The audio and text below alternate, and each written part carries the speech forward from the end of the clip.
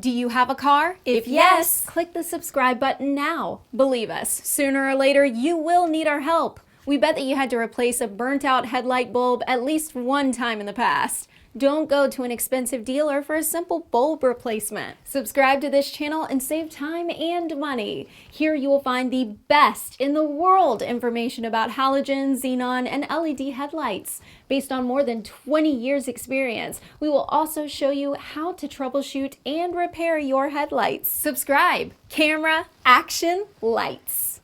Hi guys, today I will make a quick video about the Opel Vectra C Signum pre-facelift adaptive type headlights from 2002 till 2005.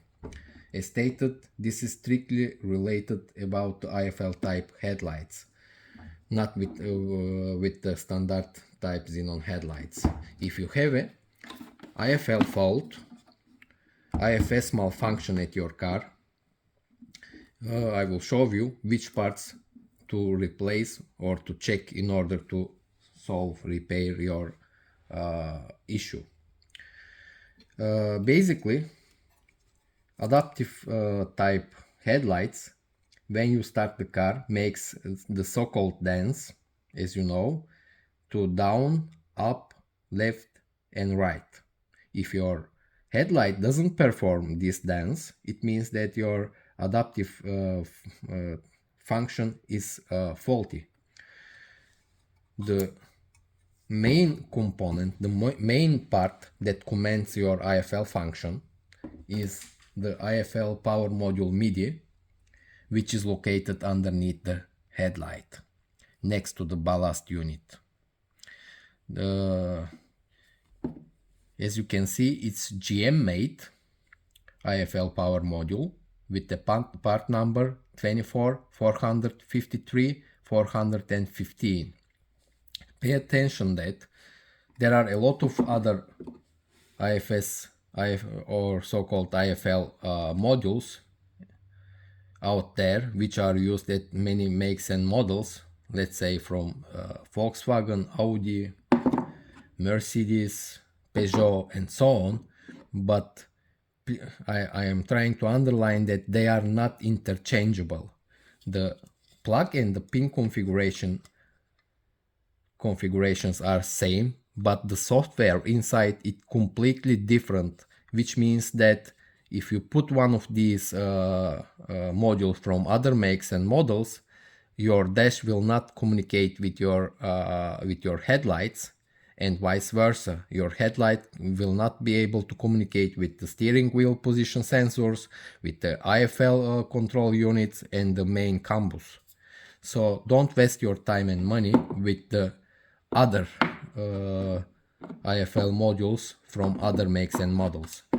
You should find exactly a GM AFL power module in order to solve your issue. As you can see, here I have to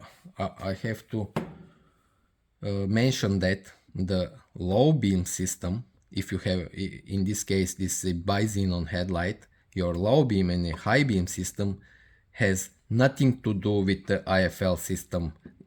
It is completely different circle, so these are not related with your fault. As you can see, they are completely different circle, the ballast unit, the igniter and the bulb, and doesn't have anything to do with the AFL function. The AFL function is related to your projector inside and the attached mechanism under the projector. This basically communicates with the AFL control unit and with all the steering wheel position sensor and all other control units at your car, comfort modules and so on, and depending on the data received, moves to the right or left. And there is another component of the AFL lights, which is H11 bulb. It is an auxiliary bulb and it's usually activated when you are turning to the right or to the left at the curves. When you give a turn indicator,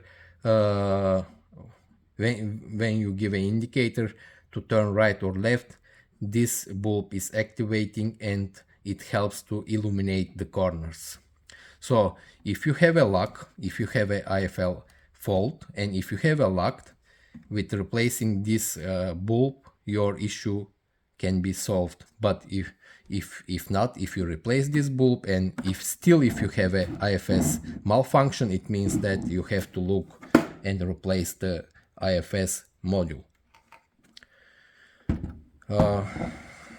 That's all for the IFS fault. Thanks guys for watching. Please do not forget to subscribe to our channel. Give us a reason to deliver free know-how to you. Please like our videos. If you have any questions, please just state in the comment section. We will try to help you. Thanks for watching again. All the best. Bye for now.